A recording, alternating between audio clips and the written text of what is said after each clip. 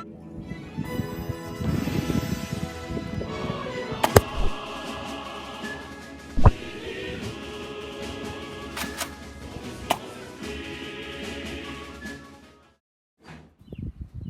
it sure feels great to be at North Pole. Hey you, get away from me. Why? Because I'm a North Pole. So? You're North Pole too. So? So we repel each other because we're the same pole. So? So get away from me, or else. Or else what? I'll repel you. Repel me? With what army?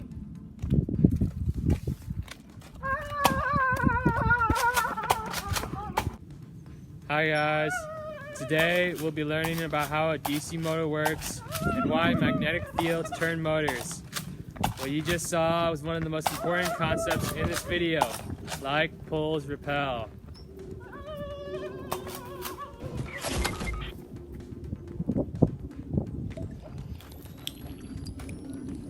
Also, opposite poles attract.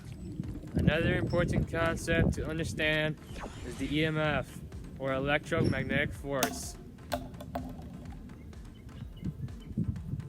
The electromagnetic force is created by running a current through a wire.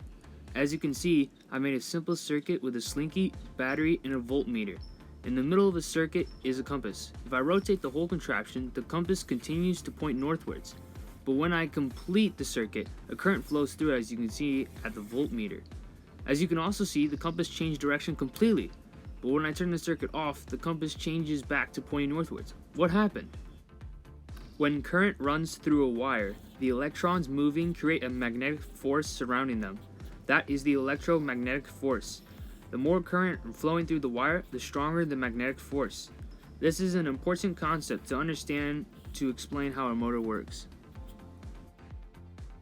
You can actually predict which way the magnetic field is facing. You can do this by using the right hand rule. If you curl your fingers into a fist, as if you're about to punch someone, and stick your thumb out, as if you're giving the thumbs up sign, then the direction your thumb is pointing is the direction of the current. Your other fingers represent the direction of the magnetic force created by the current. As you can see, the magnetic force wraps around the wire.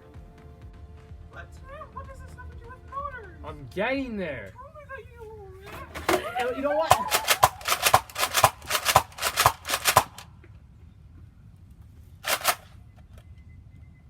Where was I?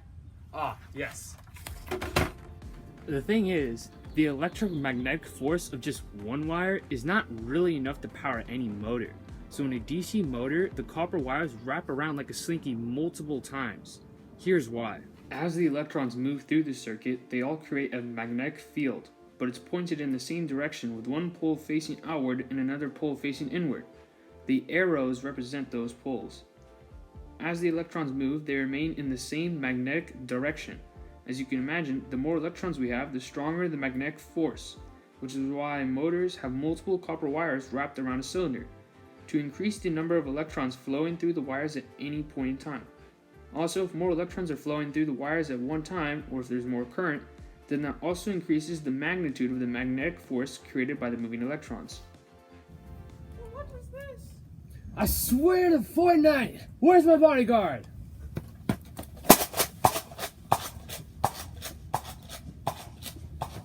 Oh, jeez. Sorry about that. Mr. Idiot's over there. Anyways, so going to the actual components of the motor consists of three major parts: the magnet, the wrapped wire, and the battery.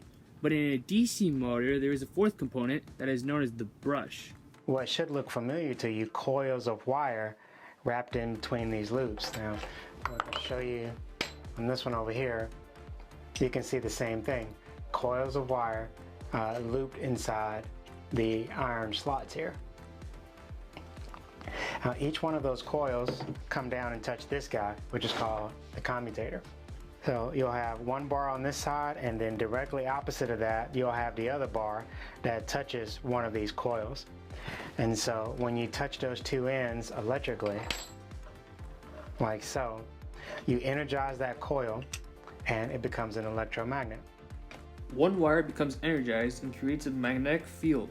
But as the motor rotates, because the magnetic field created by the wire repels the permanent magnets underneath and above the system, the wire loses connection with the brushes, and the brushes are what supply the power to the wire. As each wire moves past the brush, the current stops for that individual wire so that there's no magnetic field created by that wire. But then, as the wires rotate, a new wire comes into contact with the brushes, thus creating a current which creates a magnetic field. This again opposes the magnets underneath and above the motor, making the wire push away from the motor. But as this wire goes onward, it loses contact with the brush. Another wire then comes into contact and the whole process starts again. DC motors have a lot of real-world applications. For an example, an electric longboard. Now I can go chase Mr. Idiot down. Wait, who's Mr. Idiot?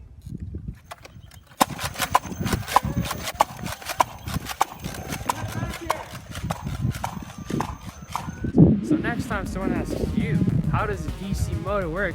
You say, what kind of stupid question is that? And then you right away like this.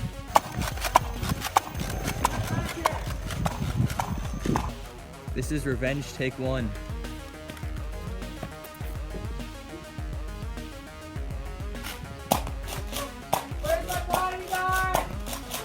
I'll save you. Nope.